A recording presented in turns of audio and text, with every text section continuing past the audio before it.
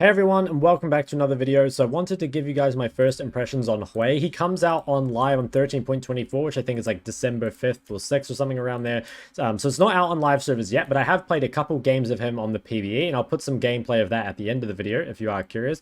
But I thought I'd just kind of go through his abilities and talk about my first impressions, my expectations for what runes he'll take and what items to build and stuff like that. Basically kind of give you guys a rundown of if you want to main this champ or if you want to play it on the first day it comes out. This is going to give you a bit more preparation for that, so hopefully when it comes out it's just going to be a bit easier for you to pick up. So I'm going to start off very generally and just kind of explain how Hwei's kit functions. After that we'll go through all the specific abilities and then we'll get to some combos after that. So first off, how does the kit itself work? Well, it's kind of Riot's take on an Invoker from Dota 2, where you can chain abilities together to create new ones. So basically what you can do is by pressing your Q, W, and E, it unlocks new abilities that you can press. So you can press QQ, for example, you can press QW, QE, and these are all different abilities. If you don't want to, if you press this by accident and you don't want to cast them, you can actually press R and that will get rid of it and take you back to this initial screen here. So overall, Hwei has 10 abilities, right? You've got 3 on your Q, 3 on W, 3 on E, and then you've also got your ult. So that can be pretty overwhelming at first, but it's actually not as hard as you'd think. So Q is basically, these are all your damaging abilities, W is all your utility abilities, and E is all your kind of crowd control abilities. So if you remember that, it makes it a lot easier to kind of think about which ones you actually want to use. It's still going to kind of take some time to get used to the muscle memory of it, but I promise it's not as hard as you'd think. Obviously, there's going to be quite a high skill cap to it, but it's not too hard to pick up. So we'll start by going through all the damaging abilities. So basically, when I'm talking about these, I'm going to talk about QQ, QW, and QE. So the first one is QQ. This is basically like a line skill shot that then explodes at the end, and it does percent XP max damage, it does percent max HP magic damage, which is really, really nice. This is, I think, pretty good if you want to, if someone is already rooted or something, or if you can guarantee hit it. In other words, it's really, really good. The problem is it can be hard to hit, right? Like it can be blocked. It's hard to hit the right target with it. And if they're behind creeps, I believe it is, yeah, it's first enemy hit. So I'm 90% sure it is blocked by creeps. But yeah, it looks like this and it does quite a lot of damage. Now, the next one that we've got here is QW. So this one is kind of like Xerath W, but it's like very, very long range. So it does, after a delay, it does like damage at the location. And then if they're immobilized, if they're CC'd, or if they're isolated, they take increased damage based on missing heal. So basically, if someone's alone or if they are rooted, if they're lower HP, it can be really good for executing them. And then with the really long range, it's super, super nice. And it's quite good with other combos, which we'll show here. It's really good for poking and for finishing people off. And the last one we have in our Q combo is QE. So this one is kind of like, it's a line skill shot that deals a lot of damage. It's really good for wave clear, and it also slows enemies that are in it. So basically, like, you would use it for clearing a wave or for cutting off, like a portion of space, right? As you can see, there's like this lingering dot. So like you might use it in order to like hold a choke or something, or you might just use it for wave clear. I can say that when you get quite a lot of points in this, or when you get AP, or when you get demats on the wave, you actually do end up clearing waves pretty efficiently. So it can be really good to just spam that on the wave and then kind of move, kind of similar to Ari, where once you get enough points in Q, you can just clear the wave and move. Next is our W. So these are our utility abilities. So the first one, WQ, this gives you like movement speed, and it's actually not just to you, it's to any allies as well. So this is pretty broken because this is really, really good for running away from ganks, right? Like if someone's trying to chase you down, someone's trying to go on you, you can easily Q and just walk it out. But it's also quite good for allowing your team to engage or disengage, right? Like imagine you're speeding up like an engage support on your team, like a Rel or something, you can definitely allow her to engage a little bit easier, right? At the same time, if the fight is going poorly, it can be a way for, you guys to get out from the fight, to just quickly run away. So this actually I think is quite overpowered. It is going to be quite useful, and it also potentially gives him value as a support. You'll kind of see that with these abilities here, that he probably can be flexed into support, at least while he remains in his current state. So we'll kind of see how that goes.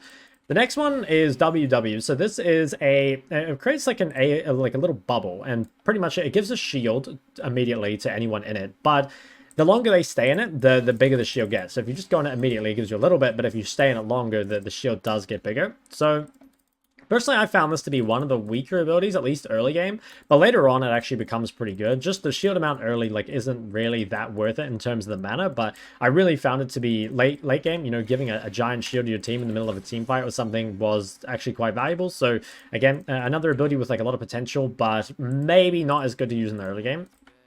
Now this one, WE, this one's quite OP in my opinion. So this is basically you get these 3 lights around you, and your next 3 attacks or spells cause bonus magic damage, and they grant mana. So the reason this is so broken is because basically it's really good for mid lane, because what it's going to do is it means that you can push the wave faster, right? Like if you're autoing a bunch of creeps, having bonus magic damage allows you to get prio maybe in lanes where you shouldn't, right? Like you can think of stuff like Orianna with her bonus magic damage from autos. If you're just matching autos on the wave, that can be really good for getting prio. And then on top of that, it does damage, of course, through spells as well. Now, it doesn't apply multiple times off one ability. Like you can't, for example, press E and then just like nuke the wave like this. It will only proc on one target. It won't proc all 3. At least I'm 99% sure that's how it works on the creeps.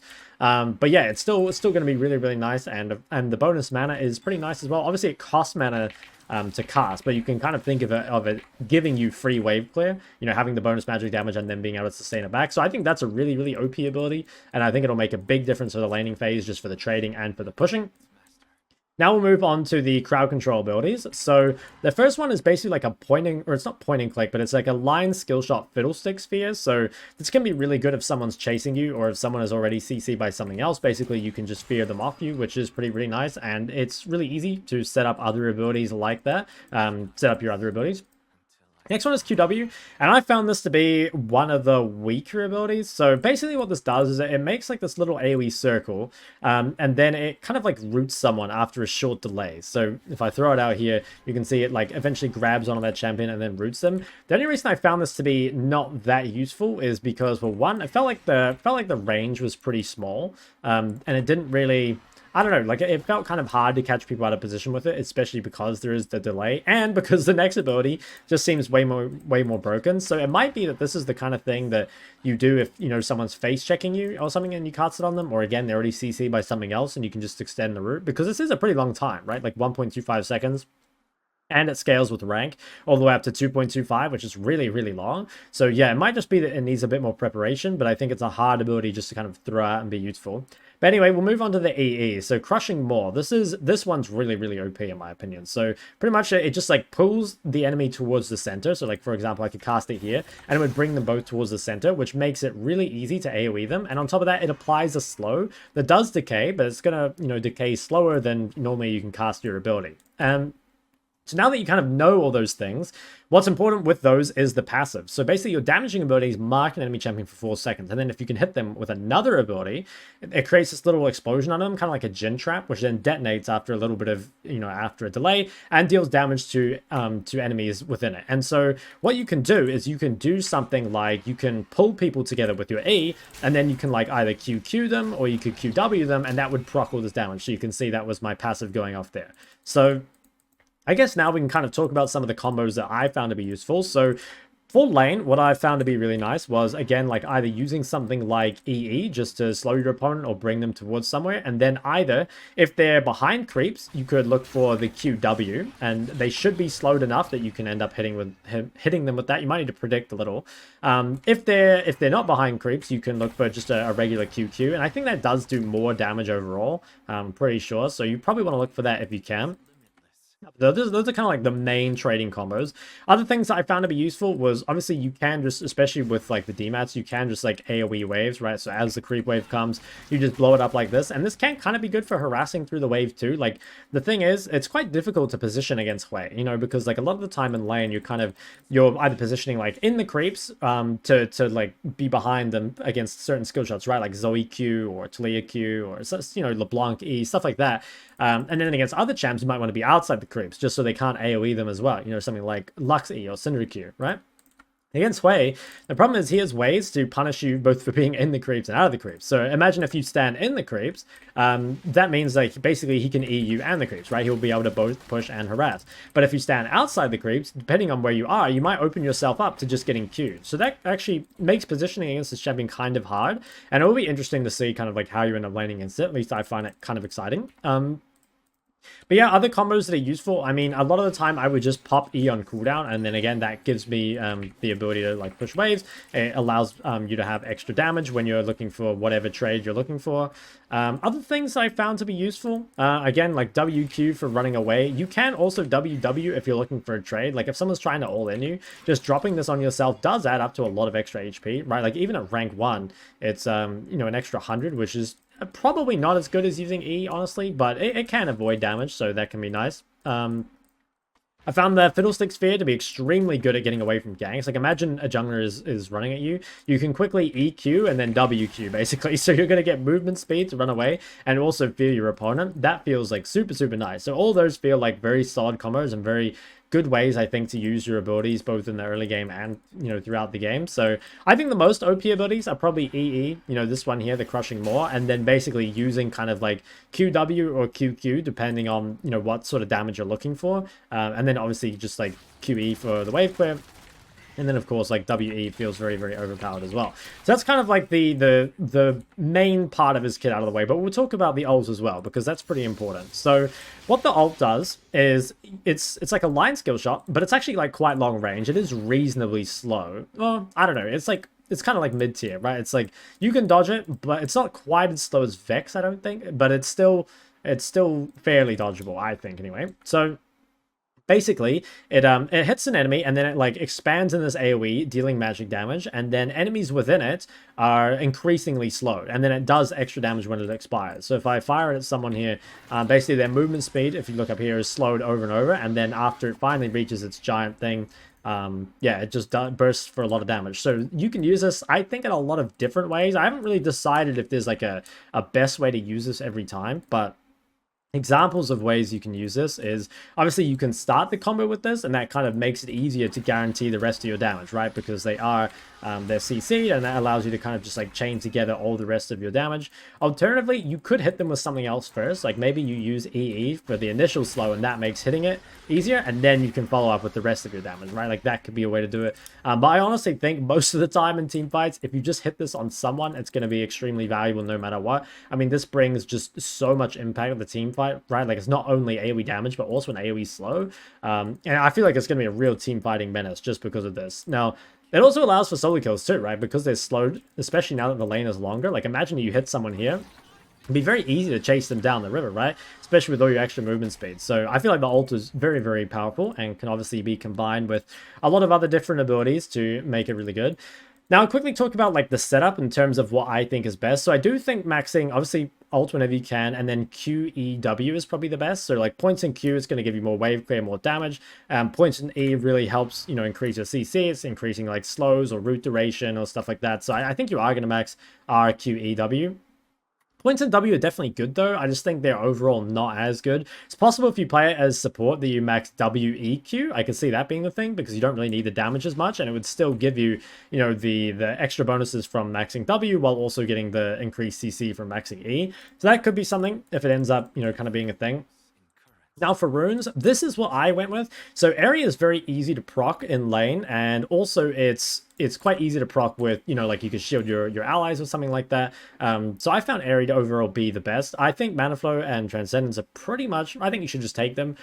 This could be Gathering Storm if you want. I don't think it's super important. I'm not too sure how strong he'll actually be in lane, because something I could see is that, like, you know, maybe like Ari, he kind of just like has to neutralize the lane a little bit, and then eventually he gets strong enough, like he gets enough wave clear, and then you can kind of like just push and move. It might be kind of like that, and you kind of become like a team fighting mage. So maybe Gathering Storm is better. Not really sure. I'll have to try it, because he does have fairly long cooldowns, at least early, so I could see it being hard to lane against stuff like, you know, Syndra Orianna. But I mean, to be honest, who doesn't have trouble laning against Syndra Orianna at the moment? But yeah, maybe Gathering Storm is better. And then in your secondaries, I think DMAT is really good. I think just using DMAT on probably like 2 range, 1 melee is going to be really good for, again, just like AoEing the wave down with your E and just like moving. And obviously the Cosmic is super valuable on basically every champ. For items, so remember that when this champ comes out on live, that you won't have the new items. There's a lot of new items, but I'll talk about that when the new season drops. I think if you're playing this champ, so this is gonna be on 13.24, you probably want to go a CDR build. My recommendation would just be going like, I would say Liandry. It's probably Liandry, CDR boots, Cosmic Rabadons or something like that. It could also be Seraphs instead of Cosmic. I felt like mana was fairly manageable because of your E a lot of the time, but it honestly might be better just to have the tier anyway. So that's something worth experimenting with. But I think a CDR build is overall better than a burst build. Like, it kind of feels like if you can just be constantly casting your CC, constantly dealing your damage, you know, so many buffs for your team, it feels like it's going to be more impactful. But yeah, overall, I guess like that's kind of my initial thoughts on him and what I think he should build and the combos and stuff. So hopefully that will help you guys a lot. I mean, I find the champ really enjoyable, and I think he has so many options that if you do want to one-trick him, he probably is going to be very, very powerful. I do wonder a little bit about some of the matchups. Again, like that's the kind of thing that I obviously haven't been able to test, but I'm really looking forward to playing him on live when he comes out, and I'm sure I'll do lots of content on him. So that's pretty much going to be it for like the guide portion of the video. After this, I'll probably just show some highlights from my first PvE game that I played on Hwei. But if you did enjoy the video, guys, please don't forget to like, subscribe, and enjoy the gameplay. And I will see you next time. Okay, I can definitely kill him. I just got to, like, figure out how to do it. So I think I need to, like... How long is this? Okay, so I can almost reach his tower. This seems like it's actually too long range. I'll keep the wave in the middle. Do some little advanced laning tech on him. Okay, here we go. Here's a solo kill. So we get that. Then we go that. Oh, Flash Abuser. I think he dies here, right? Nice! Oh my god, my first wave solo kill. Okay, huge. Then we shove the wave. Bro, look at this fucking wave clear. Wait, I can snipe him with the Zerath, right? Like, fuck. I think I fucked up. I think I'm gonna die. Run! He's dodging everything. We snipe him here? Oh my god, bro. Fuck. Nice. Am I getting ganked again? No way Shok is my dad ganks mid twice. Do you want to be an orphan? Wait, what? What? Oh wait, I must have clicked on the map, I think, right? No, wait, what? I don't know how I did that. For some reason I just went in the middle of nowhere.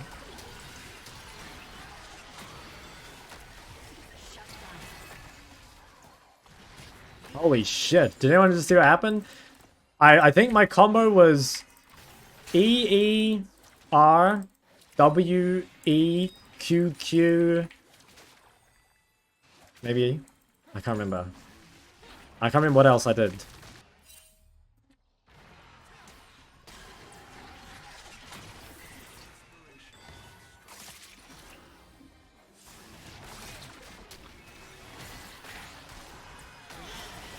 What is going on?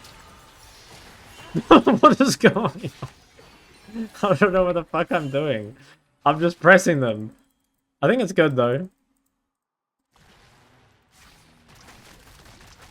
I kind of feel like Professor Akali right now, you know? Oh wait, there's a fucking dude here. Wait, there's no fucking wall to go through, bro. I just tried to walk out towards Try and there's nothing there. Okay, I mean, yeah, that's the first game I've played of this champ. And it feels super fun. I mean, I'm fucking so excited for this champ to come to life, to be honest.